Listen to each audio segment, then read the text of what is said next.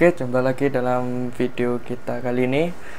Untuk pembahasan kali ini kita akan membahas salah satu prinsip-prinsip dalam OOP yang bisa disebut sebagai enkapsulasi. Nah, sebenarnya enkapsulasi itu apa sih? Jadi, enkapsulasi itu adalah suatu proses di mana atribut-atribut dari sebuah kelas atau metode dari sebuah kelas itu hanya dimiliki oleh kelas itu sendiri.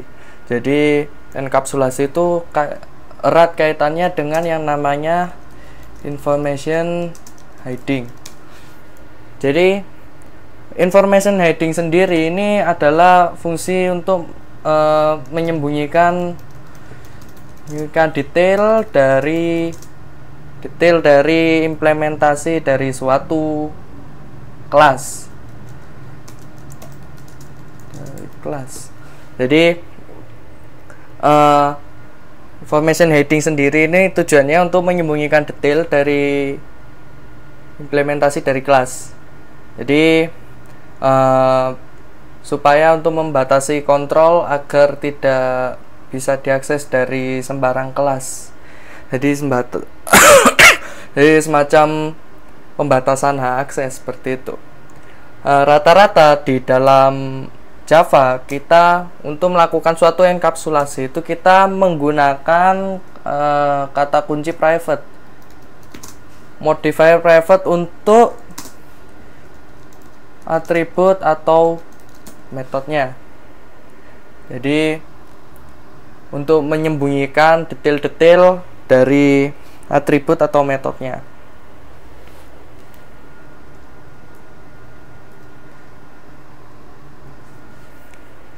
Kita cari definisi enkapsulasi. P. Nah, ini kalau di Wikipedia bilangnya gini, language mechanism for restricting access to some of the object components. Jadi membatasi akses dari beberapa komponen dari sebuah objek. Nah, komponen dari sebuah objek itu bisa terdiri dari atribut atau metode yang terlibat. Terus ada lagi, a language construct that facilitates the bundling of data with the methods or other function operating on that data. Jadi selain untuk membatasi akses dari objeknya, enkapsulasi ini bisa digunakan untuk melakukan suatu kontrol terhadap member-member dari sebuah objek atau sebuah kelas itu menggunakan metode pembantu. Itu bisa disebut dengan interface to access the data. Seperti itu. Jadi ketika kita terapkan di dalam coding, misalkan di sini ada kelas yang namanya kasir, misalkan kasir test publik. Kita tentukan dulu ini package yang digunakan dalam source code ini. Package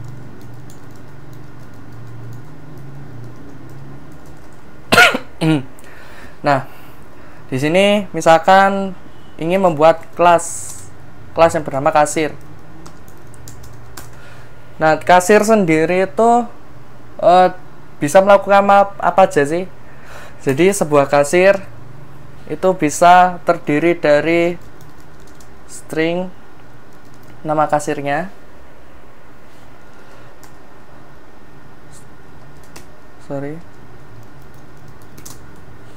string nama, lalu kita membuat private barang belanjaan yang dibeli itu berapa. Misalkan kita punyai release yang mana isinya bisa string dulu aja, objek list belanjaan. Oke, ini private. Untuk menggunakan kelas ArrayList maka kita harus melakukan import terlebih dahulu. Import Java util ArrayList ini. Lalu kita buat konstruktornya,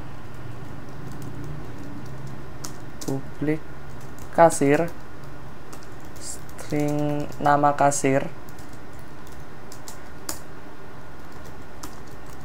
this nama sama dengan nama kasir. Lalu kita instansiasi release-nya, list belanjaan, new release, seperti ini. Nah, untuk bisa mengakses private methodnya, private field dari kasir, kita tentunya harus menggunakan method akses dan mutator. Jadi metode itu berguna untuk mengakses sebuah field dari sebuah kelas. Public void set nama, ini bisa disebut sebagai setter getter. String nama sama dengan nama sama dengan nama. Lalu ada public string get nama return this dot nama. Oke.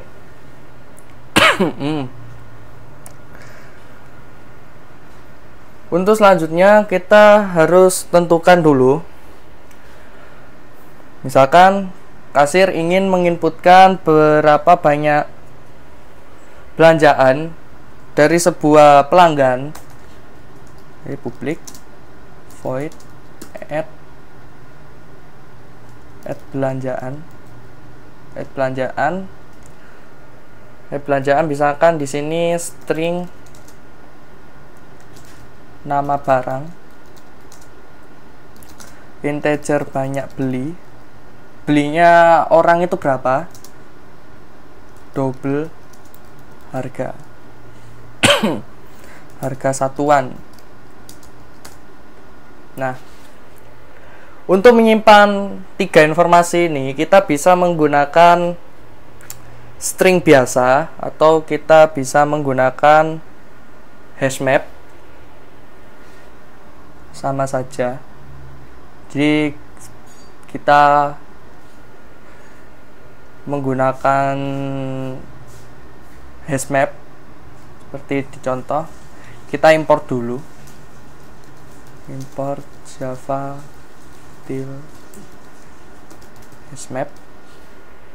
Hashmap ini merupakan suatu struktur data yang menyimpan datanya itu berbasis key and value. Jadi sama seperti array di PHP, dia untuk menyimpan informasinya itu ada sepasang key dan value.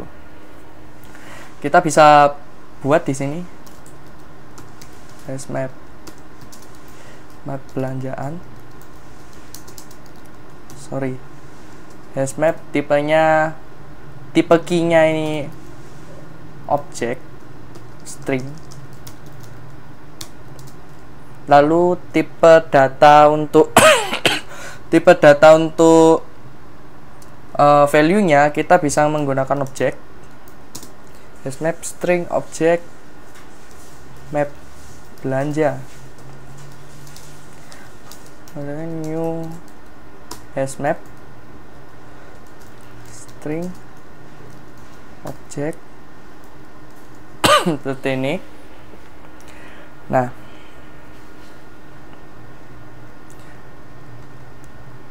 kita tentukan dulu harga per Windows dulu aja. Jadi kita di dalam map ini kita bisa menyimpan berbagai banyak data. Data yang memiliki key yang berbeda. Jadi kita bisa menyimpan nama barang, banyak beli, dan harga satuan ini dalam sebuah map.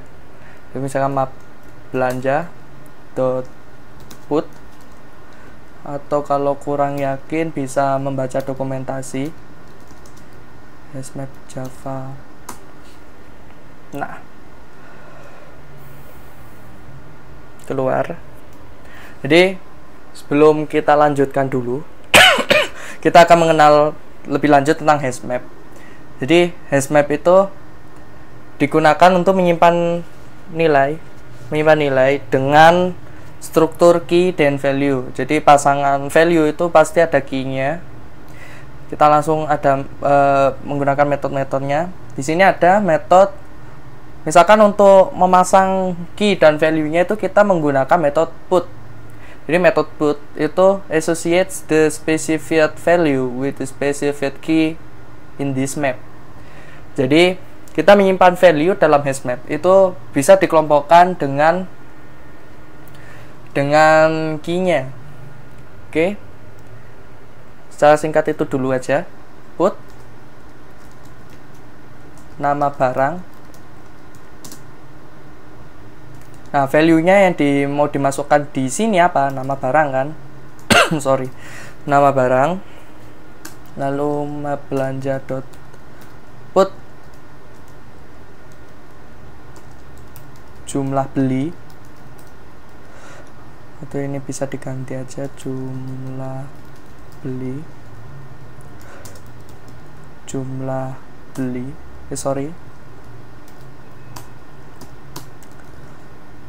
Jadi kalau misalkan kita udah pernah coding pakai bahasa PHP, coding web dengan PHP, kita akan tidak menemui kesulitan dengan struktur key and value seperti ini. Put harga satuan. Nah, untuk menyimpan subtotal dari harganya, harga yang kita beli per itemnya, kita bisa menggunakan key subtotal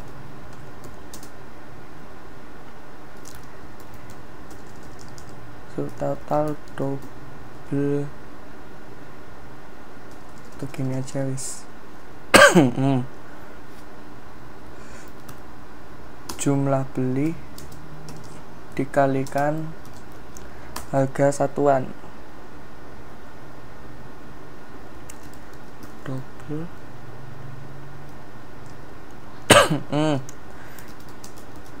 double, atau misalkan kita belum yakin double kelas Java, apakah bisa menginstansiasi ini?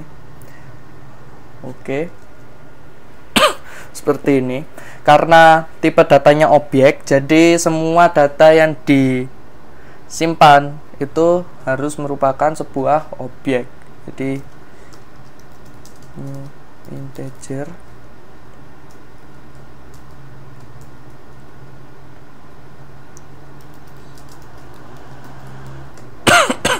ini double seperti ini.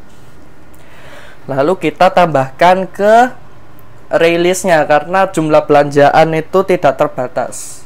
Nah, release sendiri itu sama seperti array biasa, cuma perbedaannya dia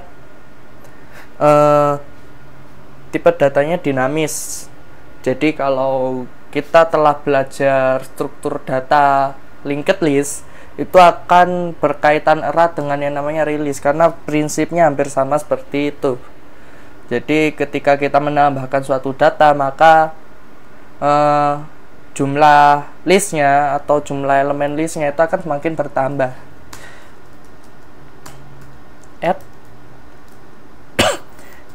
Add map belanja seperti ini. Add belanja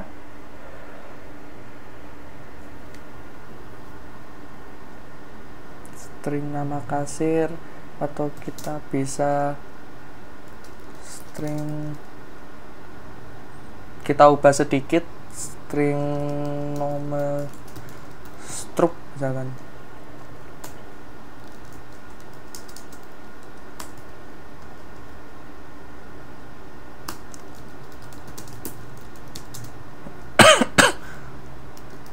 No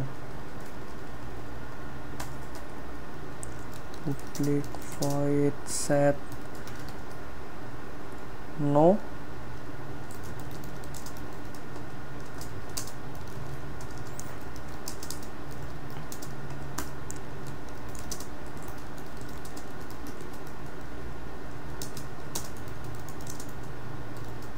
Nah, kita coba menambahkan atribut untuk menyimpan nomor struk ya. Jadi untuk menghitung total belanjaannya, maka kita bisa menggunakan private. Nah, ini yang dimaksud kapsulasi di sini karena di kelas lain tidak memerlukan metode untuk menghitung total belanjaan. Jadi total belanjaannya bisa dipakai ketika kita memanggil fungsi yang untuk mencetak semua belanjaan yang telah dibeli. Private double private double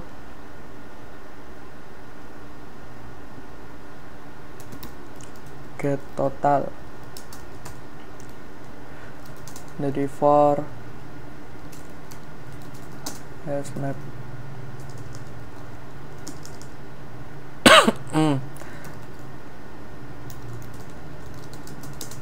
satuan barang list belanjaan, kita gunakan ini double total.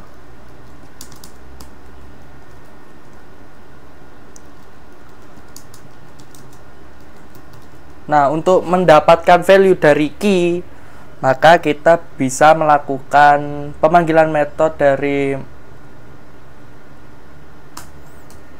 hashmap get value.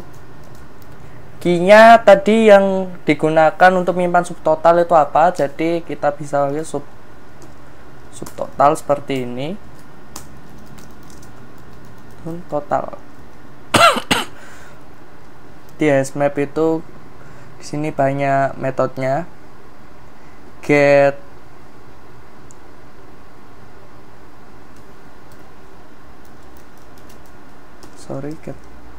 value mana ya?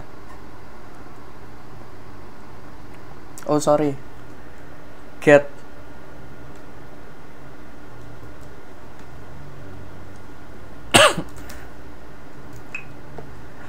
jadi hanya get aja.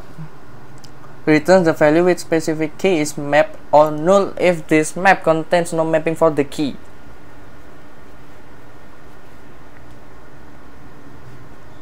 Jadi menggunakan get dengan parameter key-nya.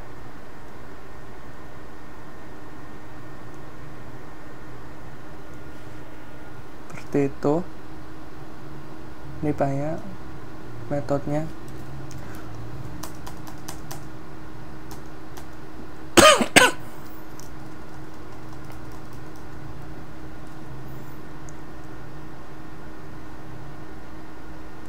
Oke.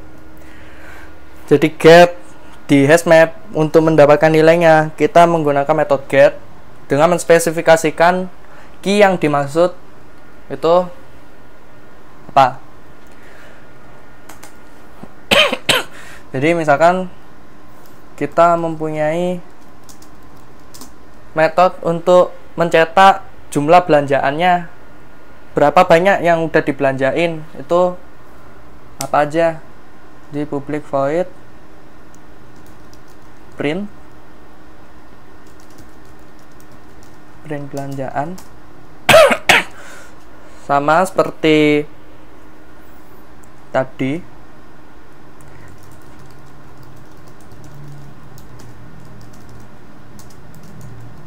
nama kasir,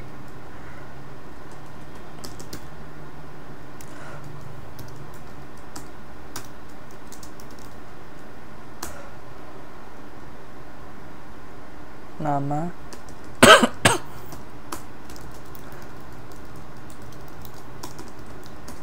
nama kasir, terus lalu nomor struknya no. Lalu kita bikin tabel headernya.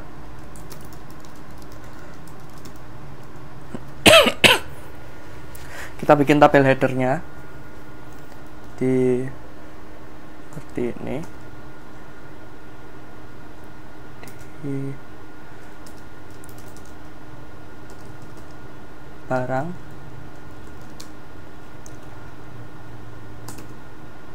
quantity, satuan. Setelah satuan ada subtotal.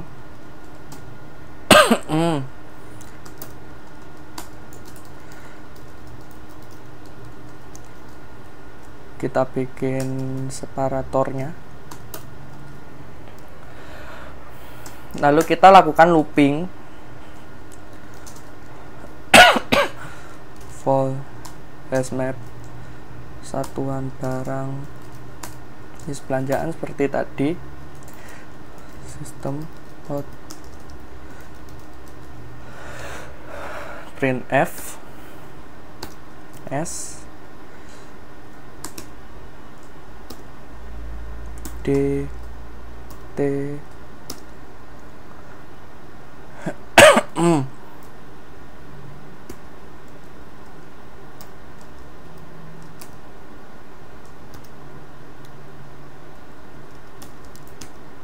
to F itu 2 3 4. Jadi kita ingin menampilkan apa di sini? Satuan barang get G untuk menyimpan nama barang,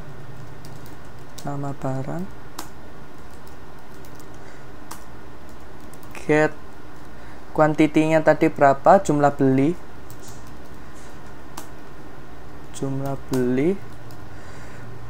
satuan barang get harga satuan,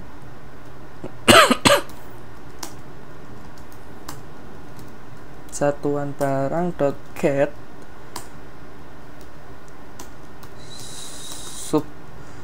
subtotal. Nah, ini informasinya sudah kita cetak di sini. Out printf total bayar misalkan.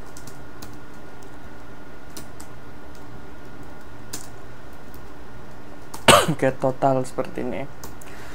Nah, untuk menguji kita coba dulu apakah bisa di-compile.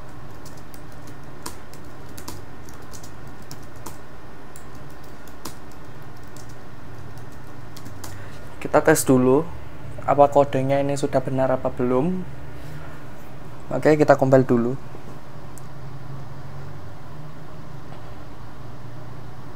The failure. Daemon operator is not supported in source 1.5.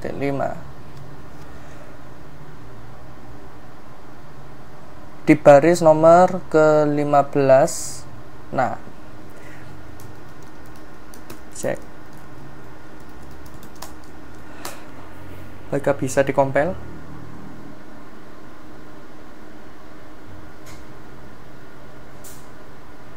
Oh, Java lang object cannot be converted.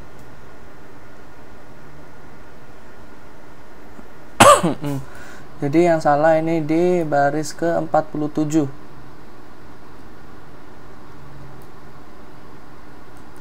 Atau mungkin list belanjaannya ini bisa diganti hashmap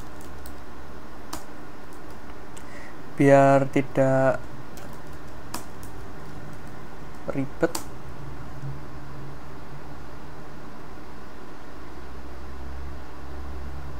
oh 37 di baris ke 37 get subtotal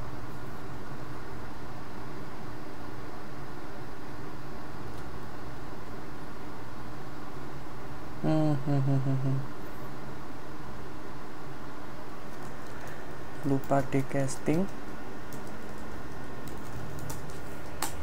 karena dalam hashmap itu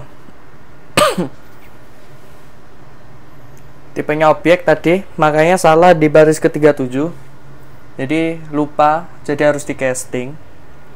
Nah, build sukses.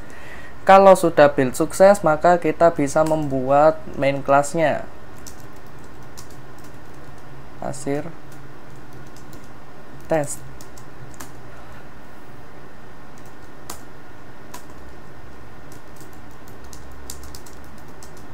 New kasir. Nama kasirnya misalkan Mimi. Nomor nomor belanjaannya, nomor struknya misalkan ST01 misalkan k.add belanja. Add belanja tadi belanjaannya apa? Di sini nama barang misalkan sabun Lifebuoy.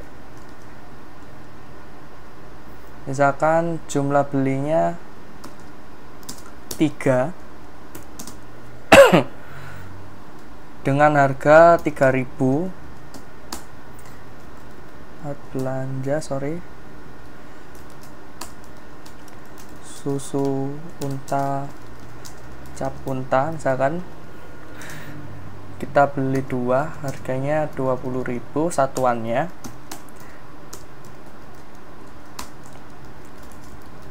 Sabun batang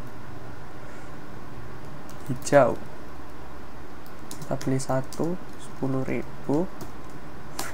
K.print belanjaan. Coba dikompil lagi.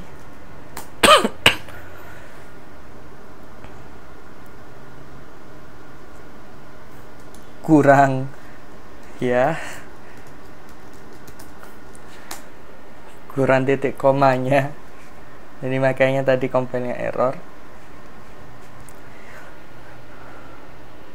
Dan build sukses kita jalankan.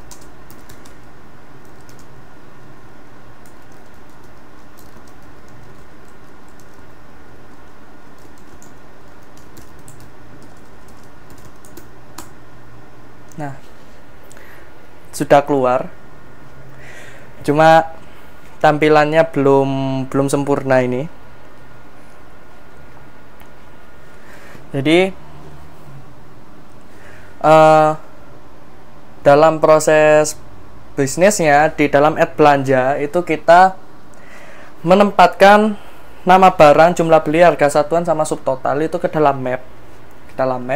Dengan tipe data yang sesuai di sini, yang mana subtotal itu kita dapatkan dari jumlah beli kalikan harga satuan, lalu kita udah ditambahkan ke listnya, lalu kita hitung totalnya, total dari subtotalnya itu, lalu kita print di sini. Berhubung tampilannya belum rapi, jadi dirapikan dulu.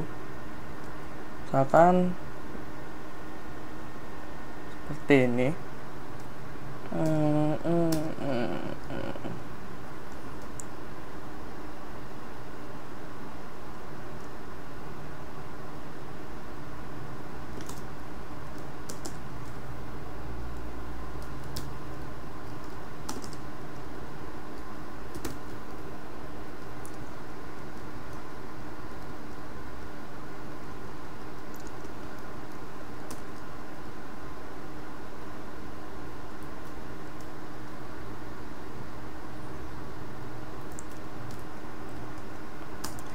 Oke, kita coba dulu.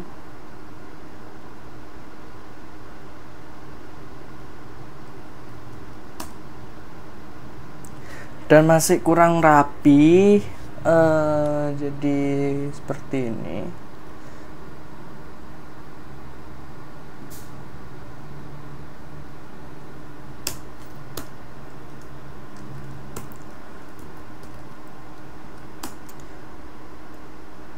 Dan memang kalau merapikan ini memang butuh waktu biar enak dilihat. Oh.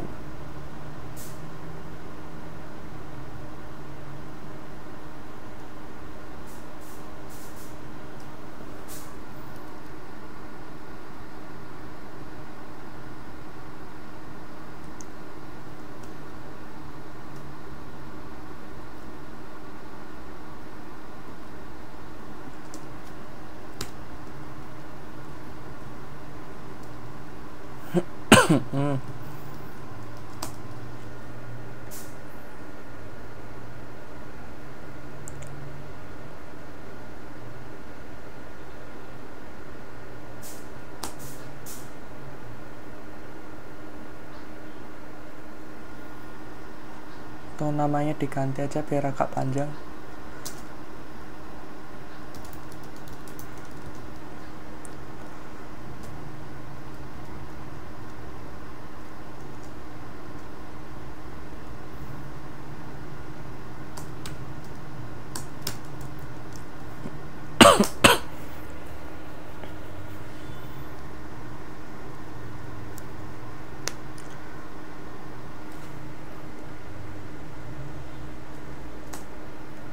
Nah udah wis, gak usah dipikirin. Jadi seperti itu. Jadi setelah ditambahkan di dalam rilisnya per hashmapnya itu, jadi setelah ditambahkan baru kita melakukan print. Jadi semua elemen dari rilisnya itu kita cetak satu persatu. Ini maksudnya hashmap ini kan memiliki beberapa key, jadi yang ditampilin sesuai dengan key-nya. Jadi kita menampilkan nama barang, jumlah beli, harga satuan, subtotal, itu berdasarkan key-nya.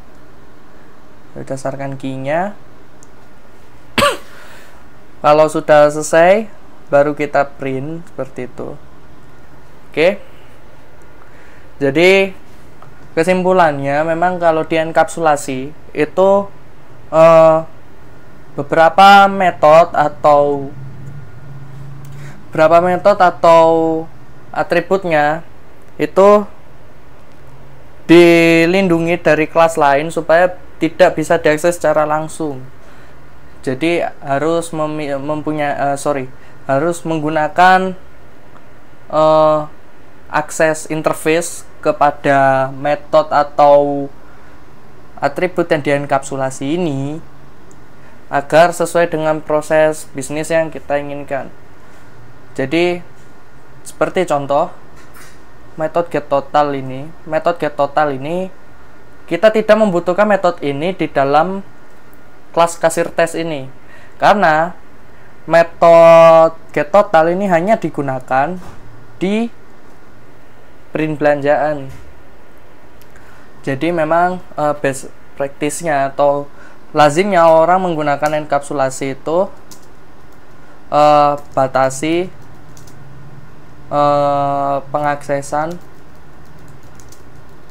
atribut atau metode ke lingkup terkecil.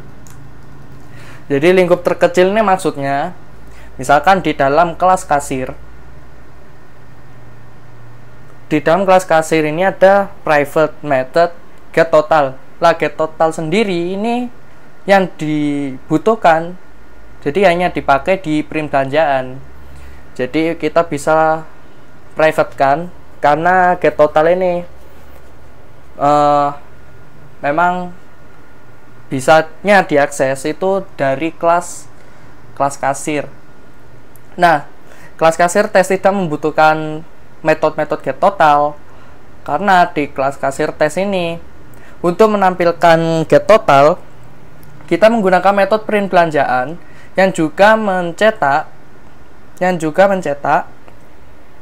semua pembelian ini. Jadi semuanya dicetak. Nah, total bayarnya sekian. Jadi sekilas itu tentang contoh enkapsulasi dan penerapannya.